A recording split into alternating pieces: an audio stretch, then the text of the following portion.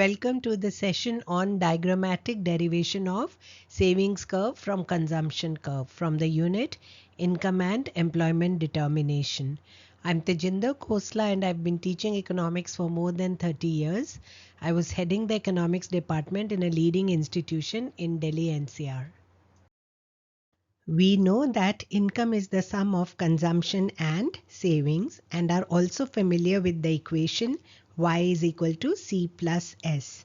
So consumption and saving curves are complementary to each other and it is possible to derive one from the other. Let's discuss the steps for deriving the saving curve from the consumption curve. We will draw two diagrams one below the other. In part 1 of the diagram, we will draw the consumption curve. So we label the x-axis as income and y-axis as consumption. In part 2 of the diagram, we will derive the saving curve from the consumption curve. So we label the x-axis as income and y-axis as saving. Let's now begin by drawing the 45-degree line in part 1 of the diagram. 45-degree line is an important tool of analysis in Keynesian macroeconomics, and this line is equidistant from both the axes. In this analysis, the 45-degree line represents the income line and every point on it shows the equality between income and consumption.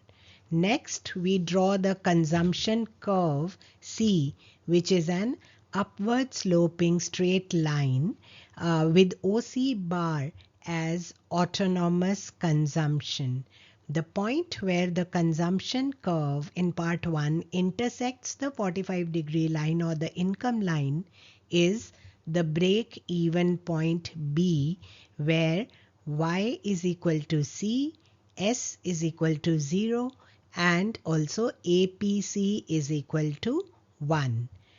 At 0 level of income, OC bar is the autonomous consumption, which means that there is a dis-saving to the extent of O minus C bar in part 2 at 0 level of income. Therefore, the saving curve will start from point minus C bar in part 2 of the diagram. So OC bar in part 1 is equal to O minus C bar in part 2 of the diagram. Let's draw a perpendicular from point B in part 1 to the x-axis in part 2, which is point B1. The saving curve will intersect the x-axis at point B1 in part 2. By connecting minus C bar and B1 points and extending it to the positive quadrant, we get the savings curve S in part 2. Now, to the left of point B in part 1, the shaded area in blue, we see that the consumption curve lies above the 45-degree line, indicating that consumption is greater than income, and this leads to negative saving or dis-saving. Therefore, in part 2 of the diagram, the pink shaded area, the saving curve lies in the negative quadrant, reflecting dis-saving.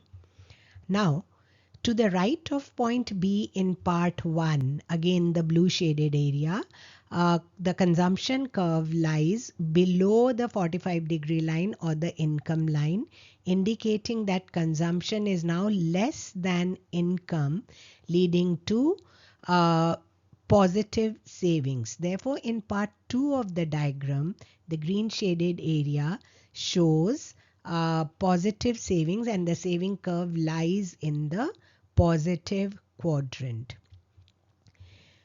We can measure the level of consumption and the level of savings at each level of income. So in let's take income level Y1. In part 1 of the diagram, at every level of income, the vertical distance between income and consumption will be equal to the vertical distance between the saving curve and the x-axis in part 2 of the diagram. And this is how we can measure consumption and savings at each level of income. This brings us to the end of this session. Hope you found the session useful. If you have any doubts, please leave them in the comment section below. In case you found the video helpful, remember to press the like button and share it with your friends.